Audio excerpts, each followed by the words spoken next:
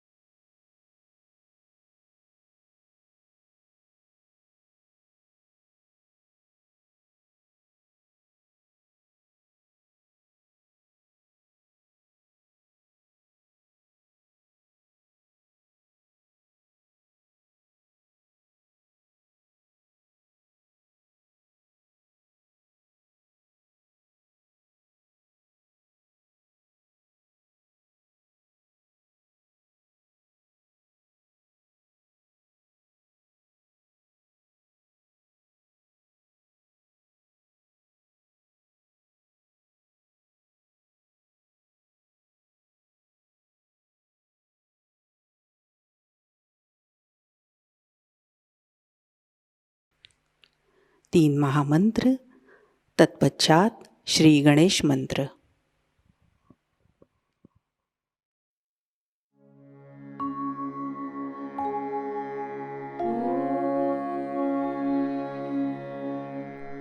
त्वमेव साक्षात् श्री महालक्ष्मी महासरस्वती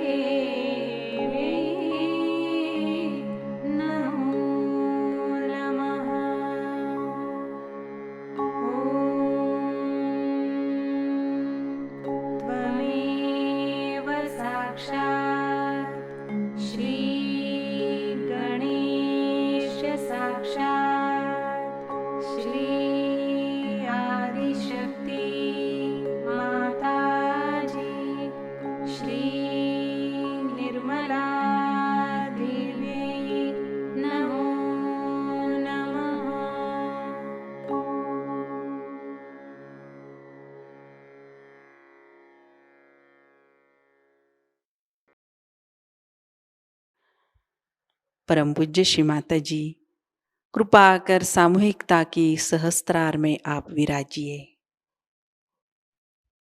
श्री माता जी, हमारा आत्म साक्षात्कार दृढ़ कीजिए। हमारा अहंकार और प्रति अहंकार आपके श्री चरणों में समर्पित है। कृपया आप हमारा समर्पण और कृतज्ञता स्वीकार कीजिए। सहस्त्रार पर अपने चित्त को स्थिर करते हुए कुछ समय ध्यान में बैठते हैं।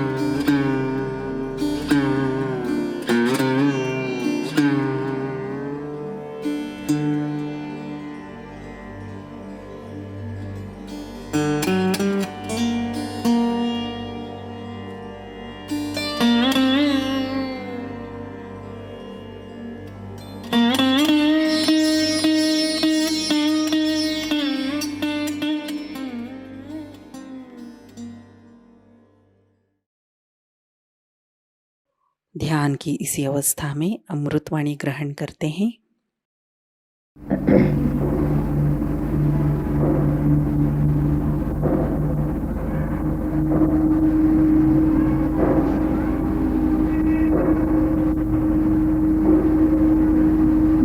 आप में से बहुत से लोग ऐसे हैं कि जो अभी अभी रियलाइज़ हुए हैं, कुछ लोग ऐसे हैं जो थोड़े दिन पहले रियलाइज़ हुए हैं, और कुछ लोग ऐसे हैं जो बहुत पुराने रियलाइज़ हुए हैं, जो कि इस चीज़ को समझ गए हैं कि अपनी चेतना क्या है, वो किस तरह से कार्य प्रवण होती है, किस तरह से कार्य करती है और किस तरह से हम उसको अपनाते जाते हैं।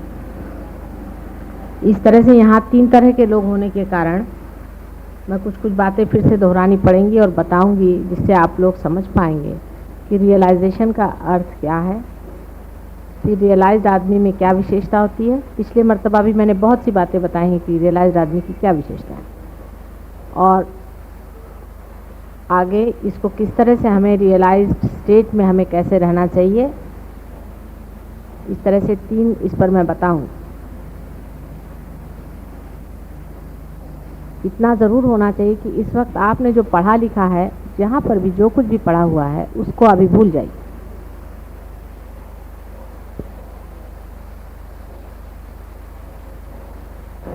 पहले तो प्रश्न यह है कि रियलाइजेशन का अर्थ क्या है। जब आप पैर पर आते हैं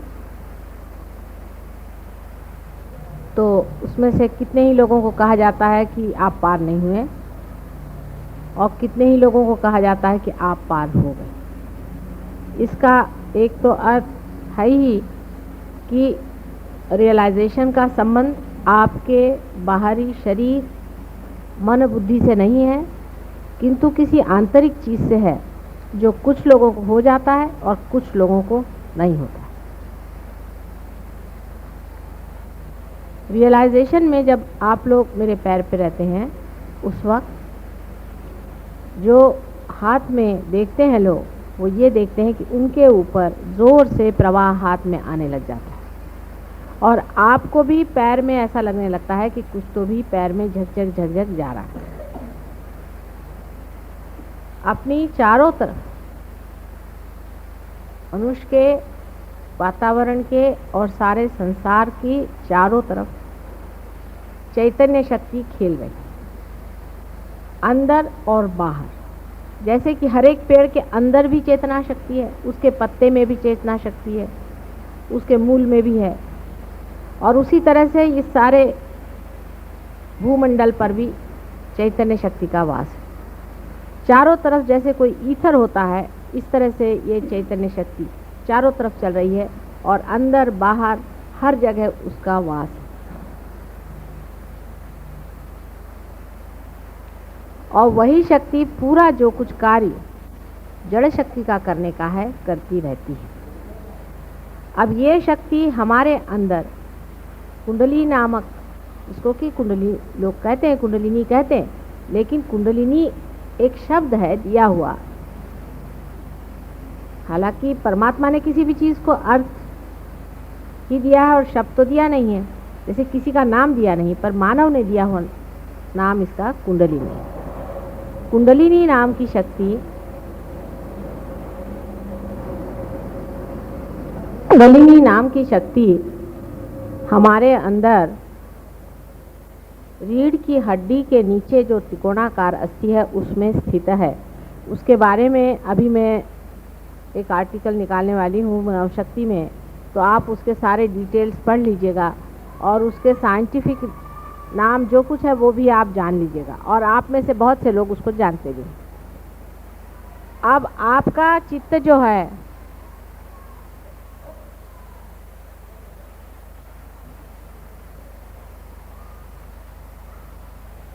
आपका जो चित्त है, जब आप साधारण मानव रहते हैं तो शरीर, बुद्धि और मन तीनों में रहता है, और आप खोजते रहते हैं उस चीज़ को जिससे आप आनंद पाए। जब आप उस चैतन्य शक्ति से एकाकार होते हैं, कुंडलिनी के जागृति से सहस्त्रार पे आपका चित्त आकर के उससे एकाकार होता है, तब आपका चित्त जो है अपनी कुंडलिनी पर जाता है, और अपनी कुंडलिनी पे जाते ही आपका दूसरों के भी कुंडलिनी पे जाता है। यानी अभी तक आपका चित्त 3 जगह तक जा सकता था, अब एक चौथी जगह जाता है जो निराकार शक्ति है, और उसमें जाते ही आप विचारों से परे उठ करके और इस मन, बुद्धि और शरीर तीनों को देखने लगते हैं साक्षी स्वरूप होकर। आप जिन लोगों के हाथ में से झंझन झंझन ऐसे चैतन्य की लहरियां बह रही हैं, इन लहरियों को हम लोग इतने सहज में पा गए हैं कि हम जानते नहीं कि कितनी बड़ी चीज़ हमें मिल गई। पहला तो सबसे बड़ा जो प्रॉब्लम है वो कि इतनी बड़ी चीज़ इतने सहज में कैसे मिली।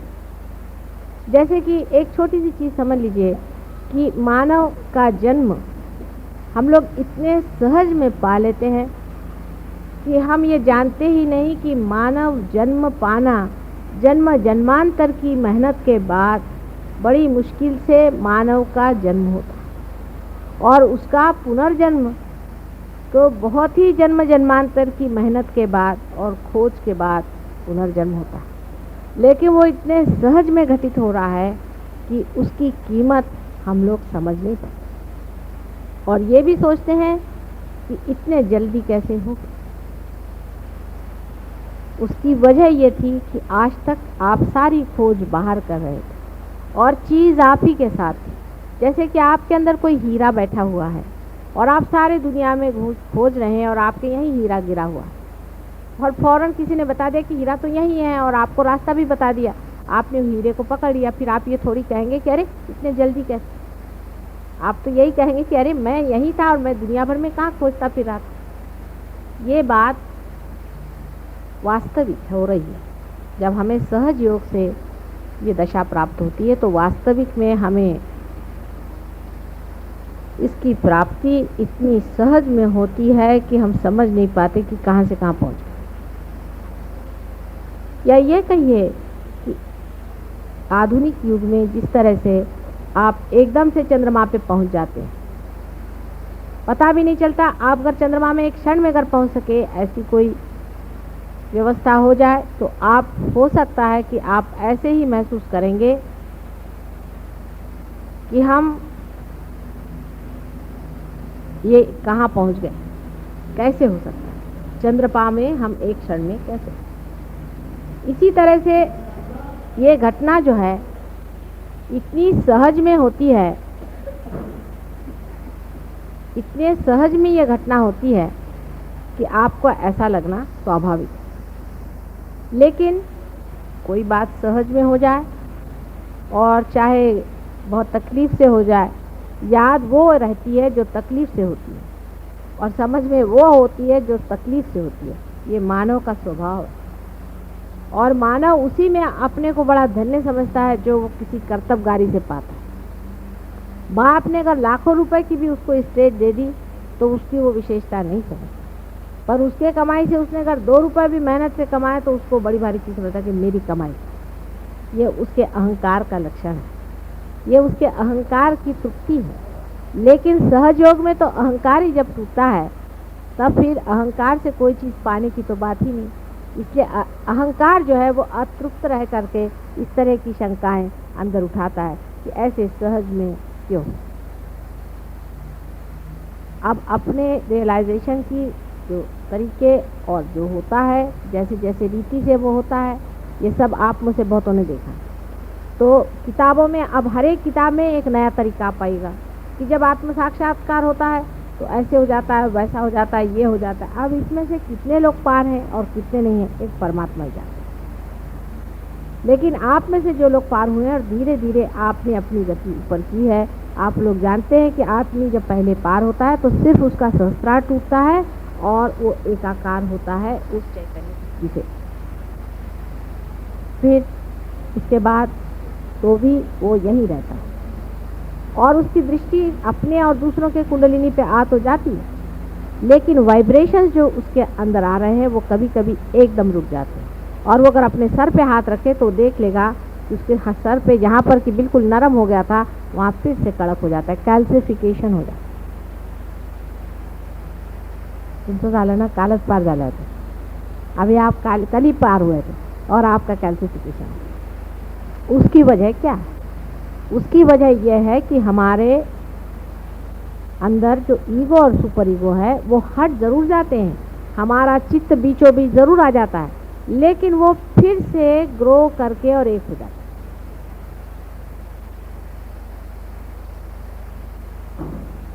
वो फिर से ग्रो करके एक हो जाता है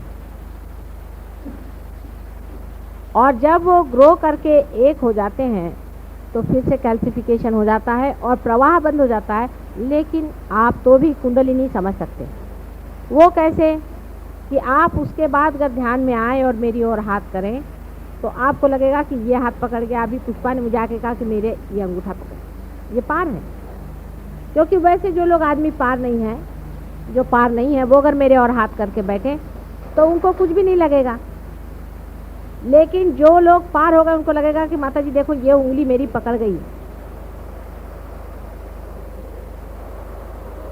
को ऐसा लगेगा कि ये उंगली मेरी पकड़ गई है, और या ये उंगली मेरी पकड़ गई है, इसमें नहीं आ रहा है, इसमें आ रहा है। उसमें से जो जानकार लोग होंगे वो समझ जाएंगे कि कौन से उंगली का इशारा, कौन से चक्र। अब ये कोई कपोल कल्पित नहीं है, दिमागी जमाखर्च से इस बात का पता नहीं लगा। मैंने तो बताया नहीं, क्योंकि मैं अगर इसको बताती तो सब लोग ये कहते कि माता जी यूं ही उड़ा रहे। मैंने कहा तुम ही देखो। तो जब उन्होंने ऐसे हाथ रखा और जब उनकी ये उंगली जलने लग गई तो मैंने कहा कि अच्छा इनके नाभि चक्र पे तुम हाथ रख के देखो। तो नाभि चक्र चल रहा है। अपने अंदर आंख बंद करके देखो तुम्हारा कौन सा चक्र चल रहा है, तो नाभि चक्र चल रहा है। और जब हाथ तुमने उनके ओर किया तो कौन सी उंगली चल रही, ये उंगली चल रही। इसका मतलब ये उंगली नाभि चक्र का साक्षात, और सबकी यही उंगली पकड़ी जाएगी उस आदमी से। तो निर्विवाद ये बात है कि इस पर किताब चाहे कुछ भी लिखे, जिस तरह से जो होता है वैसा ही होता है। अभी कल ज्ञानेश्वर जी को लेकर के एक साहब मुझसे भिड़ रहे थे बहुत ज़्यादा। ज्ञानेश्वर जी आज होते तो उनसे हम ही बात कर लेते। वो भी खोज रहे थे तरीका किस तरह से बात समझाने का, लेकिन उनको बन नहीं पड़ा। बहुत छोटी उम्र में उनकी मृत्यु हो गई। ऐसे बहुत से लोगों की अपमृत्यु होने के कारण भी बहुत कुछ गलत फहमियाँ संसार में फैली, और उन्होंने किताब लिख दी। ये दूसरी गलती कर दी जिस वजह से मैं किताब लिखने से बहुत डरती हूँ। किताब लिखते ही साथ लोग उसको रटना शुरू कर देंगे और उससे भी लोगों पर कंडीशनिंग हो जाए। तो अब इसमें क्या होता है क्या नहीं होता है, वो बिल्कुल आपको ऐसा सोचना चाहिए कि हर मिनट हमें नया एक अनुभव, ये नई चीज़ है। हम नए आदमी, नया ही है सब कुछ, नए से ही जानना है। हम नए होकर के बैठे, जैसे छोटा बच्चा बचपन से एक एक शब्द सुनता है और उसको रट लेता है, एक एक बात देखता है उसको समझ लेता है। इसी तरह से आप लोग जो इस नए लोक में, इस दिव्य लोक में जो आए हुए हैं, तो उसकी दिव्यता को समझना से इसकी दृष्टि और होनी चाहिए। यह बड़ी विशेषता है कि इसका नाम दिव्य लोक रखा है। मैं जाती थी तो इसका नाम पढ़ के मुझे बड़ा लगता था कि किसी बड़े सोचने वाले आदमी ने नाम रखा हुआ है, कितना सुंदर नाम, दिव्य लोक। मुझे क्या पता था कि परमात्मा सारी व्यवस्था यहीं कर देंगे और भाटिया साहब इतनी मेहरबानी कर देंगे हमारे ऊपर। बहुत ही सुंदर जगह है। तो जिस दिव्य लोक में आप उतरे हुए हैं उसकी दिव्यता को जानने के लिए आपको सोच लेना चाहिए कि ये सब नवीन है, नावीन्यपूर्ण है। इसमें सारा ही नवीन अनुभव है। कहीं लिखा हुआ घिसा पिटा जो दूसरों ने अनुभव किया है वो नहीं है, हमें जो अनुभव करने का वो है। इसलिए एकदम नया, नूतन, बालक जैसे होता है ऐसे आप एकदम नए स्वरूप में से उतरिए। पहली चीज जरूरी है कि आप इसमें नवीनतम बातों के और ध्यान दें। सब नवीन है। आज तक ऐसा कहीं भी अनुभव किसी ने किया नहीं। इतने ज़ोरों में ये एक्सपेरिमेंट कभी भी सक्सेसफुल कभी भी संसार में नहीं हुआ, क्योंकि मैं भी इस संसार में बहुत बार आ चुकी हूँ और इस कार्य को करने का मैंने बहुत बार प्रयास किया। पहली मर्तबा इस जन्म में ये कार्य सफलीभूत हुआ। इसलिए सब में थोड़ा थोड़ा अधूरापन जो रह गया है उसको आपको पूरा करना है। आप उसी अधूरेपन को कंप्लीट करने के लिए आए हुए। किसी को आप गिराने या घटाने नहीं आए, लेकिन उसमें जो कुछ थोड़ा बहुत अधूरापन रह गया है उसको आप पूरा करने के लिए आए। अब आप सोचिए कि एक नए ज़माने के, नए विस्तार के एक नए लोग आप, और सारे संसार के लिए आपको मार्गदर्शन करें। इतने रियलाइज लोग एक छत के नीचे बैठ करके उस परम शक्ति को पा रहे हैं। कितनी बड़ी भारी शक्ति आपके अंदर से विशेष रूप से प्रवाहित है और लोगों के अंदर से नहीं है संसार। यह आप जानते हैं, उसमें कोई आपको अब शंका नहीं रहेगी। जिनको थोड़ी बहुत शंका है इसका कारण ये कि वो अभी अभी पार हुए, इसलिए थोड़े दिन में उनको भी नहीं रहेगी।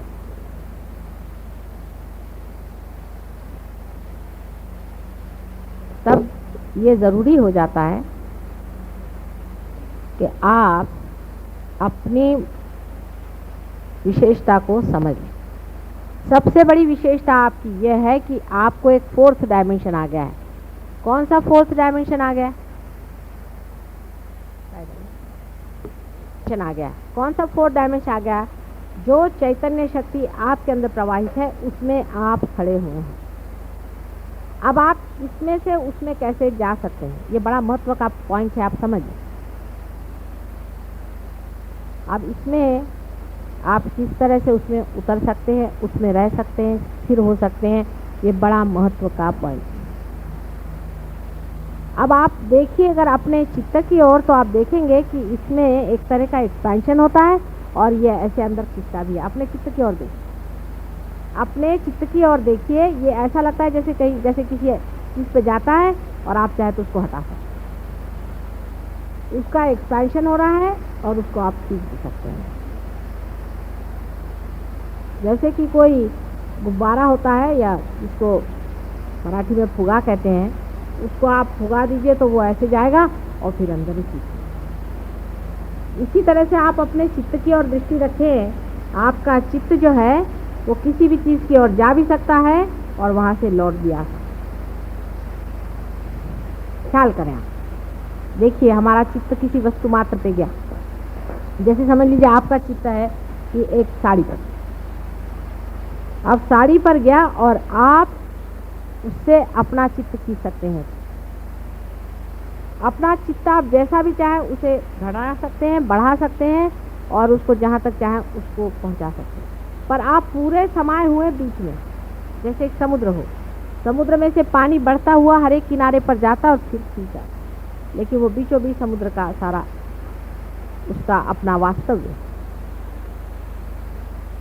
जो वास्तव्य है, जो इजनेस है, जो होना है, वो अंदर है। और उसका जो रिएक्शन है वो अवेयरनेस है, चेतना। वो जाती है किसी चीज़ पे चित्त से और लौट आती है। इसी से आप डिटैचमेंट सीखें। किसी चीज़ से हम कहें आप डिटैच हो जाइए। अभी जैसे यहाँ वो गाड़ी आई, एक छोटी सी बात, उसमें से बदबू आ रही, पहले सबको बदबू आई, ठीक है। आप उस बदबू की ओर अपना चित्त ले जाइए तो बदबू आ रही, और चित्त हटा लीजिए तो बदबू नहीं आ रही। डिटैच करने की शक्ति आपके अंदर आ गई। धीरे धीरे आप अपने चित्त पे प्रैक्टिस करें। आदमी है सब चीज़ों से, सब सर्वधन संपन्न से बैठा हुआ, उसके बीच में बैठा, सब चीज़ों के ओर देख रहा है, ये क्या है, ये क्या है, ये क्या है, ये भी है, ये भी है, लोग कहते हैं सब मेरा है। उसके ओर अपना चित्त डालिए, और जैसे उसके ओर आप चित्त डालेंगे आप जान जाइएगा कि मैं इससे चित्त भी हटा सकता हूँ। इसी में आपका चित्त इन्वॉल्व नहीं हो सकता। और अब जो भी आप उसके प्रति जो भी आप प्रेम जोड़ेंगे या कुछ भी करेंगे, वो सिर्फ उसको चक्कर मार कर वापस आ जाएगा, लेकिन लिप्त नहीं होना। इसको समझिए। पहले आप विचारों से किसी चीज़ को जब देखते थे तो आप जैसे यहाँ से कोई चीज़ चलती है तो वो पूरी की पूरी चलती रहेगी और इसकी परिधि बनी रहेगी, वो अपने अंदर लिखती रहेगी। लेकिन अब यहाँ से जो छूटेगी गोल घूम करके फिर आपके तरफ आ जाएगी, यहाँ बीच में कुछ भी नहीं रहेगा, खाली हो। कहीं वो उसको जकड़ेगा नहीं। ममत्व इस तरह से छूटता है। हर एक शरीर मन बुद्धि का तो छूटता ही है, लेकिन और भी जितने कृत्रिम हमारे अंदर बहुत सारे, हम सिर्फ मानव हैं पहले और आखिर और हमेशा। ये जो सत्य है, ये सत्य भी इसी तरह से छूटता है क्योंकि हमने अपना ममत्व जो है उसको तोड़ा। और ममत्व तोड़ने का तरीका ध्यान का यही है कि आप अपने चित्त को हर समय उसको बढ़ाएं, उसका मज़ा देखें। अब बढ़ गया, वहाँ तक गया और फिर आप उसको वापस लें। यह आपकी विशेष शक्ति आपको रियलाइजेशन के बाद में आई। अभी तक मैंने पहले बताया ही है बातें बहुत सारी, जो पहले इसमें मैंने आपको बताया था। उसके अलावा आप इस बात का ख्याल करें, जो डीपर मेडिटेशन में आपको जो करना है वो अपने चित्तवृत्ति का एक्सपेंशन और उसका खिंचाव। अब जब आप खिंचाव और एक्सपेंशन अपना करने लग जाएंगे तो आपको आश्चर्य होगा कि आपकी गहराई जो है वो बढ़ती है। एक ऐसा सोचिए कि गेहूं अगर खूब सारा आपने यहाँ फैला दी, बहुत सारा गेहूँ जिस आदमी ने फैला दिया उसका फैलाव ज़्यादा हो गया। फिर आपने गेहूँ इकट्ठा करके उसको ऐसा बड़ा कर दिया, उसकी ऊंचाई बढ़ गई कि नहीं बढ़ गई। तो उसी तरह से जब आपने सारा की सारा अपने को समेट लिया अपने चित्त को, तो देखिए अंदर की गहराई बढ़ी और ज्ञान आते गया। ज्ञान क्या आया कि हंसी आने लग गई कि अरे मैं इसमें लिपटा हुआ था, ये भी कोई निपटने की चीज़ है, ये भी कुछ है। माने ऐसा लगेगा कि कोई खास बात है ही नहीं, कोई ऐसी विषय संसार की ये बातें हैं ही। अपने यहाँ का एक लड़का है, पार हो गया था, वो इंटरव्यू में गया, जब लौट के आया तो मैंने कहा भाई हुआ कि नहीं हुआ, कहले मुझे लग ही नहीं रहा कि कुछ हुआ है कि नहीं हुआ, होगा तो होगा, नहीं होगा तो। बाद में वो सिलेक्शन होगा। तो वो जो बोर्ड वाले थे उन्होंने मुझे बताया कि साहब ये लड़का अजीब कमाल का, कि बिल्कुल डरा नहीं, कुछ नहीं आया, उससे बात पूछो, उसने साफ साफ बात कह दी, जो कुछ थी कह दी और चला गया, मैं डरा नहीं। तो ये कैसे क्या हो गया? मैंने कहा भाई देखिए, हमने कहा था ना कि वो रियलाइज है, आप देखिएगा उसको विशेष रूप से, आप एग्जामिन करेगा कि क्या विशेष बात। वो कहा कि हमने उसमें यही बात देखी कि वो आया, उससे जो सवाल पूछा सीधे सीधे जवाब दे दिया, ना उसमें छल न कपट न कुछ नहीं, उसने साफ साफ बात कह दी कि ये बात है, ऐसी ऐसी बात। और फिर इस तरह से खड़ा रहा, मानो लेना हो तो ले, उन्हें तो नहीं, तो शान में खड़े। ना तो उसने हमारा कोई किस तरह का कभी अपमान किया और नहीं कोई उसने बड़ाई ज़्यादा हमारे पीछे में दुम हिलाते खड़ा रहे। चित्त भी ऐसा ही है, जब चित्त में विकृति रहती है, क्योंकि मनुष्य में दिव्यता तभी आती है जब वो पार हो जाता है। जब उसका चित्त हर जगह में उलझा रहता है तो उसके चित्त में विकृति आती है। समझ लीजिए कि जैसे कोई, ये आपने देखे होंगे बहुत से पेड़ों में से ऐसे जिसको टेंड्रिल्स कहते हैं वो निकलते हैं, खासकर जो कि चढ़ने वाले ये होती हैं बेलें, उनमें से ऐसे निकल करके वो इसको पकड़ लेती, फिर उसको पकड़ लेती, फिर उसको पकड़ लेती है, तब वो बेचारी धीरे धीरे धीरे धीरे ऊपर चढ़ती है। उसी तरह से जो मानव पार नहीं हुआ रहता है, वो भी कभी इसको पकड़ता है, उसको पकड़ता है, इसको पकड़ता है, इस तरह से वो अपने को खड़ा करता है किसी तरह से। कभी तो सोचता है कि अरे मेरे पास पोजीशन नहीं है तो मैं दुनिया में कैसे चलूँगा, अरे मेरे पास पैसा नहीं है तो मैं दुनिया में कैसे चलूँगा, अरे मेरे पास ये नहीं तो मैं दुनिया में कैसे चलूँगा। लेकिन जो पेड़ अपनी तना पे खड़ा हो जाता है वो स्वतंत्रता में अलग से खड़ा है। लेकिन यही बात आपके साथ भी हो रही, आप अपनी तना पे खड़े हैं ही, लेकिन भय के कारण आप अपने अंदर से टेंट्रिकल निकाल करके, टेंड्रिल्स निकाल करके इसको पकड़ रहे हैं, इसको पकड़ रहे हैं, इसको पकड़।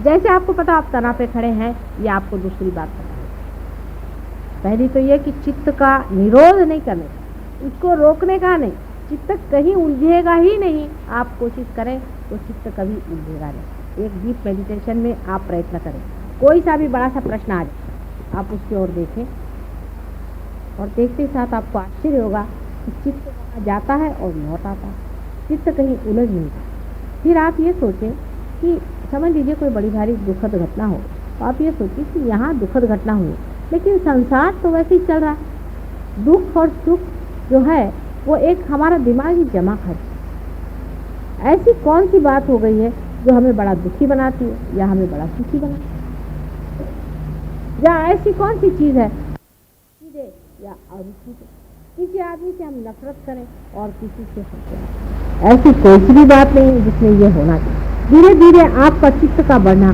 बहुत जोरों में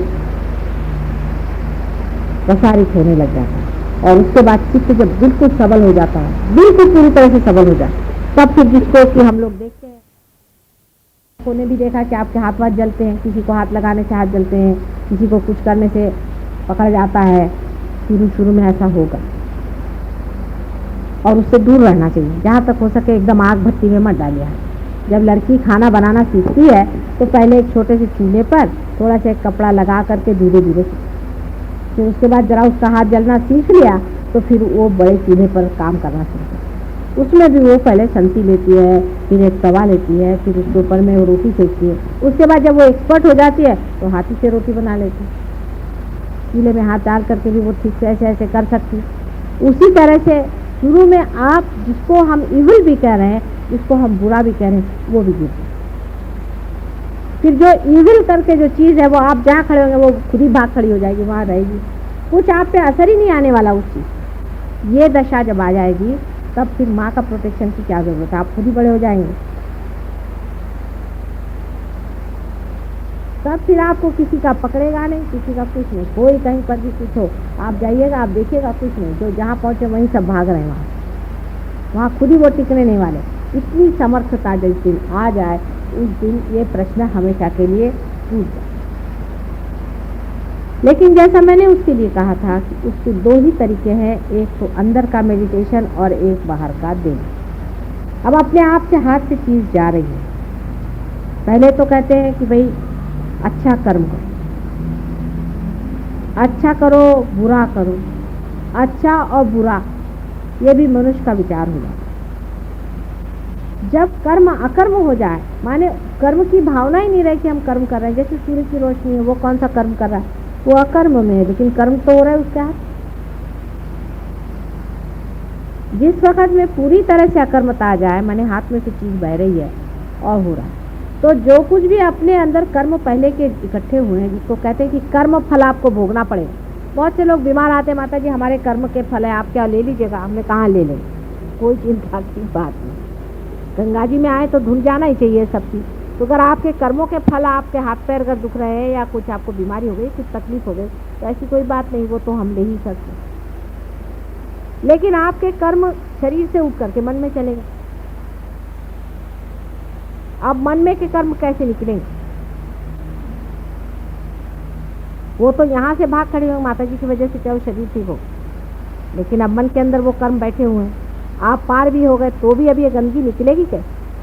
इसलिए यही कर्म जब आप करते रहेंगे तो अकर्म में ये सब बह जाए, और जितना आप इस जन्म में कर डालेंगे उतना ही कर्म खत्म हो जाएगा।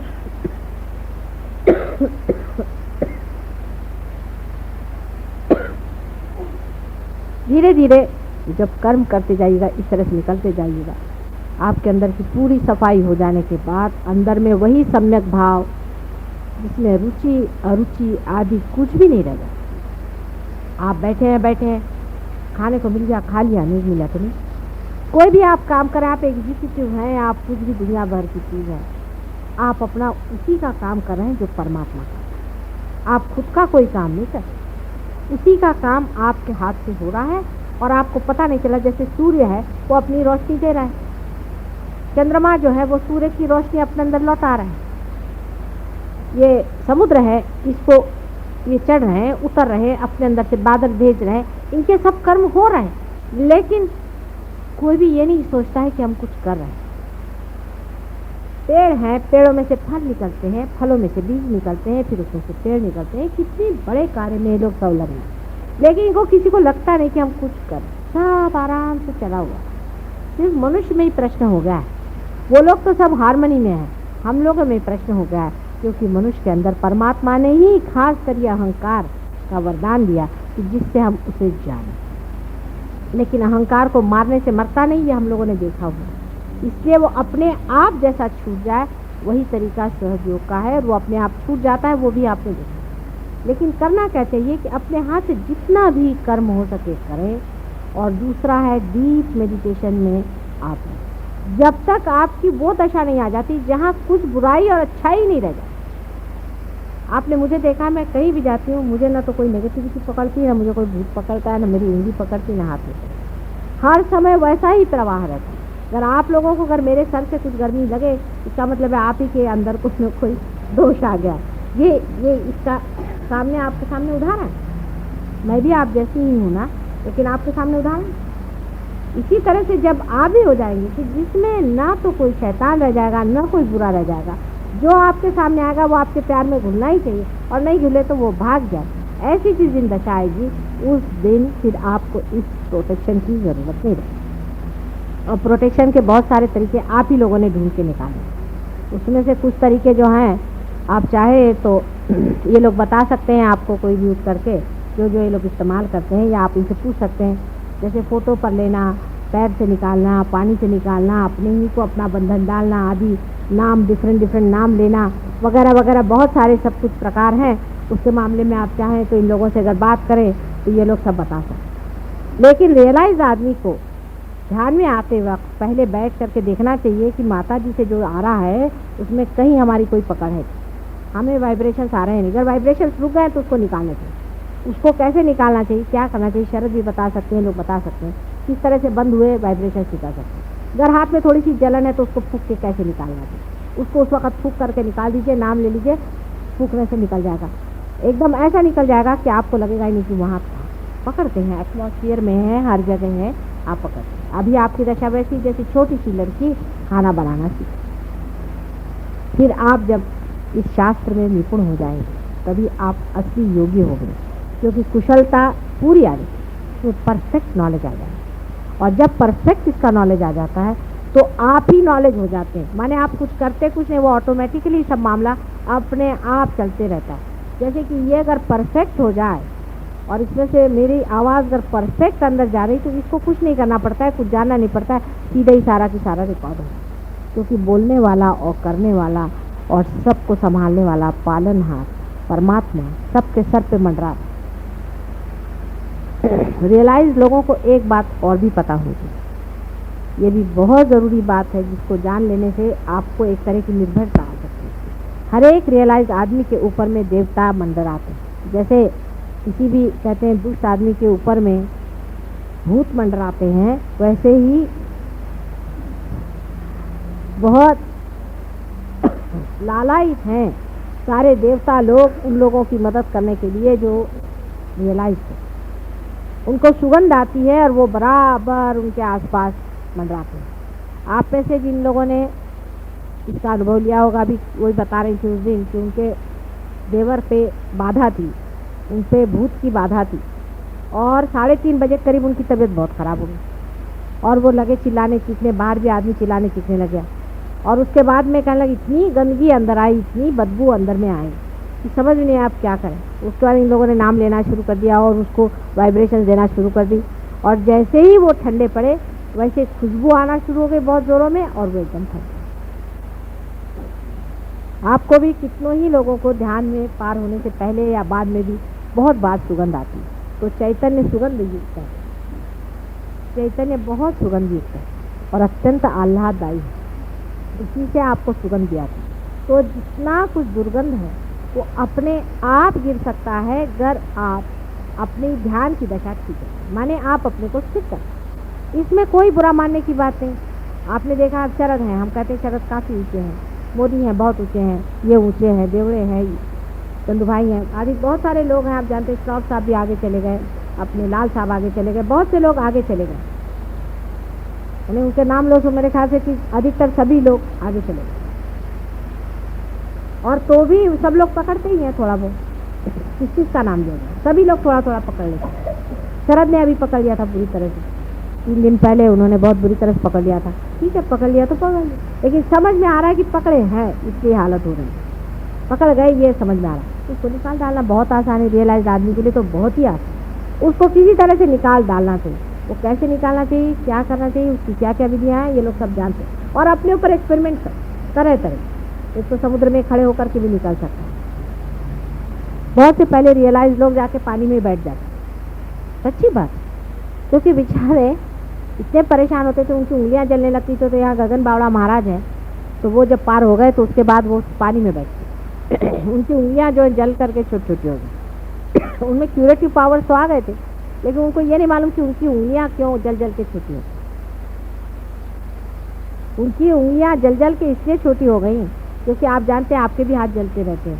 अब बेचारों को पता ही नहीं था, बम्बई शहर में वो बातें ही नहीं आती, क्योंकि बम्बई शहर में इतने हाथ जलते हैं उनके हाथ बहुत ज़्यादा जलते होंगे। अब उनको पता नहीं था कि किस तरह से इसको ठीक करो, तो बेचारे जा कर के वहाँ बैठ गए, विशाल गढ़ा रहती, हाँ वहाँ जाके बैठ गए और वो पानी में बैठे रहते हैं। क्योंकि अब आपको तो कोई बताने वाला है, कोई जानकार समझाने वाला है कि हाथ जल रहे, कोई हर्ज नहीं, इस तरह से निकाल डालो, अपने हाथ बचाओ। हमारे देवड़े साहब के हाथ 2-4 लोगों से ऐसे बुरी तरह से जले थे कि वो तो किसी किसी को देख के बिल्कुल नर्वस हो जाते हैं। माता जी इनसे कल वो दाढ़ी वाले जो आए थे उनको देखते साथ उनके दोनों हाथ आकाश में घूमने लगे। तो आप चीज़ को सोच लीजिए कि आपको कोई बताने वाला, समझाने वाला है कि रियलाइजेशन के बाद कितनी डेंजरस रास्ता है, कोई भी आपको पकड़ सकता है। आप बिल्कुल छोटे से बच्चे हैं, बिल्कुल, और ऐसे छोटे से बच्चे बहुत ज़रूरी है कि अपनी स्थिति जो है उसको संभाले रखें। हमारा तो आप पर सब पे हाथ है ही, हर समय है, और हर समय आपका सबका ख्याल बना, और अत्यंत प्रेम है सबके, और बड़ा गौरव भी लगता है और बड़ा आनंद भी आता है कि इतने लोग आज मेरे बेटे हैं, बच्चे हैं। बड़ी गौरव की बात है माँ के लिए और पार में। लेकिन जो पाया हुआ है वो छोटी छोटी चीज़ों पे मत छोड़ो। आप लोगों को सबको इसका अनुभव आया है। कभी आप जादव से पूछे, जादव आपको बताया। अभी पाटिल साहब आए, वो मुझे बता रहे हैं। इधर लेडीज़ में है, कितनी लोग बता सकते हैं कि कैसे कैसे इनको अनुभव आए, कैसे कैसे ठीक करें। मतलब कोई भी प्रॉब्लम हो उसको तो मैं सॉल्व कर ही सकती हूँ, पर थोड़ा थोड़ा आप भी सीखें, आप भी करें, आप भी सीखें, जानें इस चीज़ को। आप ही डॉक्टर और आप ही दवा, आप ही के हाथ से जाने वाला है, आप ही उसको समझने वाले। उसमें थोड़ी सी कहीं चोट वोट लग भी गई तो माँ बैठी हुई ठीक करने के लिए, कोई चिंता की बात नहीं। ऐसे पहले कहाँ थे लोग? क्योंकि बेचारे अब जो ऐसे लोग पार भी हुए हैं वो तो कहते हैं कहाँ से हम पार हो गए, भगवान बचा रहे।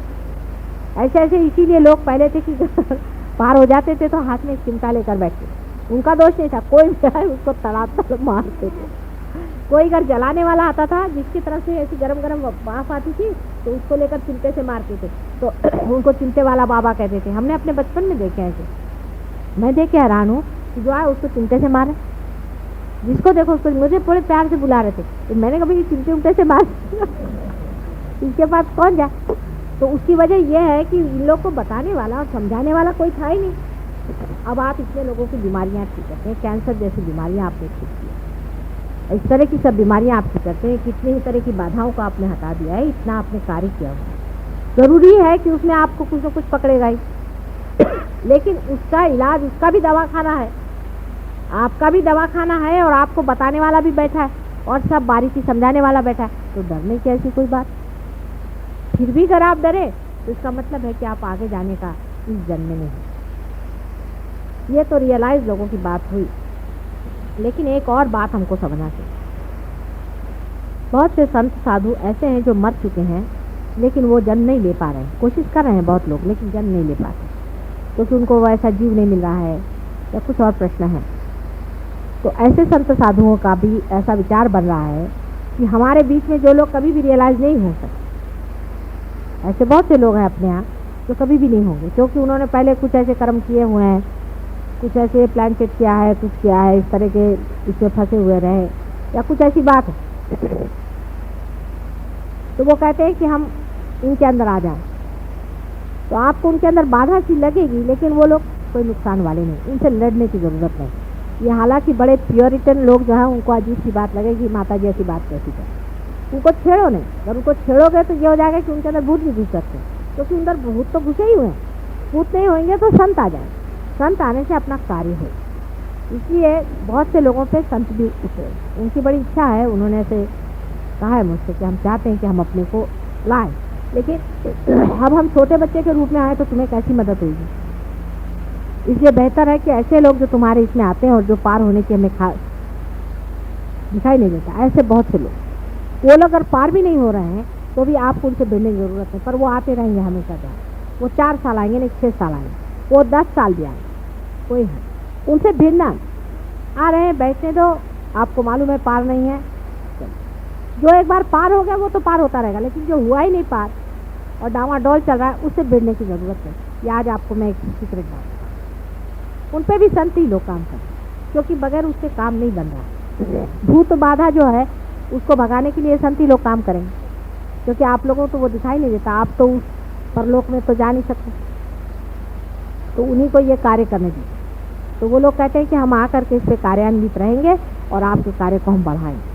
वो आपको किसी को ठीक नहीं करेंगे, कुछ नहीं करेंगे, पर वो इस तरह का कार्य करेंगे कि वो दूसरों के साथ में, जैसे ऐसे लोग हैं वो ज़्यादा भाषा प्रवण होंगे, वो बोलेंगे, लोगों को खींच करके लाएंगे, बहुत से और लोगों को लाएंगे जिनको आना।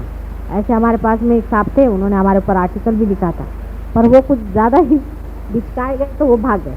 उनको कभी पार नहीं होने वाले, इन पर एक दूसरे आ गए, उन्होंने कहा कि चलो लिखो इनके ऊपर, तो लिखने लगे हमारे ऊपर। फिर उसके बाद में वो ज़रा कुछ बेचारे इसलिए चक्कर में फंस गए कि वहाँ पर दूसरा ही रंग चल गया, तो वो उसी में फंस। तो ऐसे लोगों को बचाना चाहिए, उनको संतों के साथ रखो, कम से कम सदाचार में रहेंगे और अपने यहाँ आने से उनके ऊपर कभी भूत बाधा नहीं आएगी, उनको शारीरिक पीड़ा नहीं होगी, उनको मानसिक पीड़ा नहीं होगी, उनकी बुद्धि सरल है, क्योंकि संत किसी को सताते नहीं, इसलिए उनके अंदर संत ही लोग आए। लेकिन जो महंत है वो भी आपके ऊपर मंडरा रहे हैं, वो आपकी मदद करें, वो भी आपकी मदद कर रहे हैं, वो आपको बहुत सारी बातों से बचाएंगे और आपको सलाह, आपके शारीरिक मानसिक बौद्धिक प्रोटेक्शन रहेगा, आपके संसार की जो काम है उसको देखेगा, आपके घर द्वार का जो काम है वो देखेगा, आपके बाल बच्चों को संभालेंगे, ये सब वो लोग करेंगे। लेकिन आप लोग अपने को पूरी तरह से परमात्मा में समझें, बहुत बड़ी आप पे जिम्मेदारी है। आज मैं चाह रही थी कि अगर किसी को कोई प्रश्न हो, कुछ डिस्कशन करना हो तो वो करें। दूसरे श्रॉफ साहब ने मुझे बहुत अच्छे और आप लोग बागीचे में जैसे गार्डनर होते हैं उस तरह से आपको इस बागीचे को कैसे आपको इस बागीचे में कैसे रखना है, उसको किस तरह से ठीक लगाना है, कैसे चलाना है, वो सब आपको सोचना, वो आप सोच करके आप उसका बताएं कि कैसे। उन्होंने एक जो बात कही वो ठीक है, वो कह रहे थे कि अगर हम लोगों ने रियलाइजेशन दिया और उसके बाद हमने फॉलो अप नहीं किया तो रियलाइजेशन हो जाए, ये बात है। अगर हम लोगों ने अपने जो रियलाइजेशन की जो देने पर भी उसको अगर हमने फॉलो अप नहीं किया, उनको प्रोटेक्ट नहीं किया, उनको आगे हम बढ़ाते नहीं रहे, उनका हमने ख्याल नहीं किया, तो हो सकता है कि उनका जो रियलाइजेशन है वो खो सकता है और फिर बहुत देर बाद जागेगा जब तक उनको परेशानी रहे। इसलिए सबको इसमें समेटे रहना है और सबको हर महीने एक बार तो भी मिलना चाहिए। हर एक रियलाइज आदमी को हर महीने एक बार तो भी मिलना चाहिए। वो ऐसा आप बना लीजिए कि हर महीने में एक बार सबके पास में चिट्ठी जाए, या कोई ऐसा न्यूज़पेपर बना लीजिए कि जिसको सब लोग पढ़ते हों, उसमें एक महीने के लिए वहाँ पर दिया जाए, जहाँ पैसा न लगे। पैसा आप लोग कहीं भी मत दें और ना किसी से आप पैसे के मामले में पढ़िए ना। आश्रम भी बनाने के लिए जो गवर्नमेंट ज़मीन भी देगी, उसमें भी कभी इस तरह से विचार ना करें कि अब उसमें आप सब्जी लगाइए, फिर आप सब्जी बेच रहे हैं। ये सब धंधे करने की कोई ज़रूरत नहीं। हम लोगों को पैसा नहीं कमाना है। आज आपने पढ़ा होगा कि वो चेयरमैन स्टेट बैंक का क्या हाल है, वो आश्रम में गए, 90 लाख उसको दिया, 20 लाख उसको दिया, वहाँ फर्नीचर बन रहा है। फर्नीचर बनाने का क्या आश्रम में काम करने का होता है? अक्ल लगाइए। आप मेहरबानी से अपने इसमें फर्नीचर बनाकर उसको बेचिएगा नहीं तो कल देखिएगा कि हमारे पीछे लोग फर्नीचर बना रहे हैं, कोई ज़रूरत नहीं। वहाँ पे आपको मना आया तो आप गार्डनिंग करना, नहीं तो गार्डनर रख लेना। ये सब काम करने के लिए बहुत से लोग, आप लोग कोई विशेष काम के लिए आप ध्यान में और चैतन्य पे और दूसरों के दुख दूर करने में, उनको चैतन्य देने में, उनको जागृति देने में, उनको पार कराने में सौलभ है। और कुछ समय ध्यान में बैठते हैं।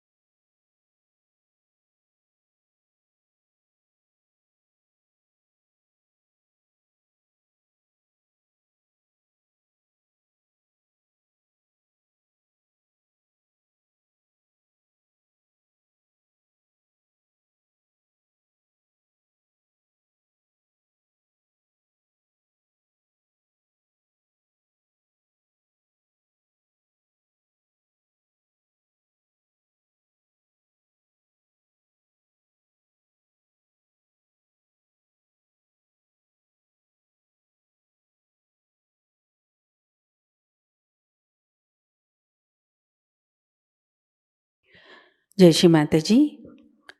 परम पूज्य श्री माता जी की श्री चरणों में हम प्रार्थना अर्पित करते हैं। परम पूज्य श्री माता जी, आज का ध्यान आपके श्री चरणों में समर्पित है।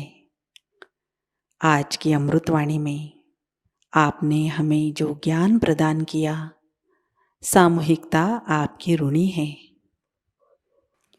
हमें भौतिक प्रलोभनों से दूर रखिए। हमारे अंदर स्वयं शिस्त प्रस्थापित कीजिए। श्री माता जी, कृपा कर हमें आविर्भाव स्थिति में, अतीत स्थिति में, अकर्म स्थिति में स्थित कीजिए।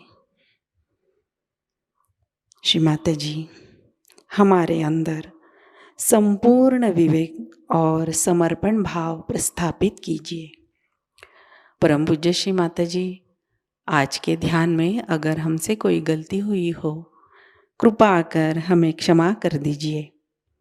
हमारी प्रार्थनाओं का स्वीकार कीजिए और हमें आशीर्वादित कीजिए। आपके श्री चरणों पर कोटि कोटि प्रणाम, अनंत कोटि प्रणाम। जय श्री माता जी।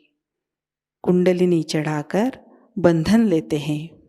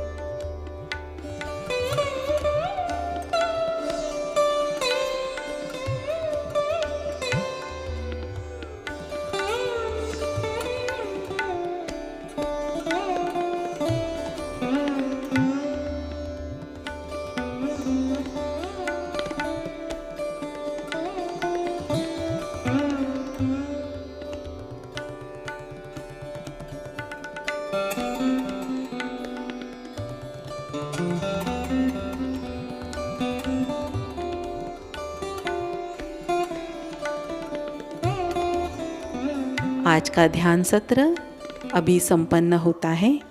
जय श्री माता जी।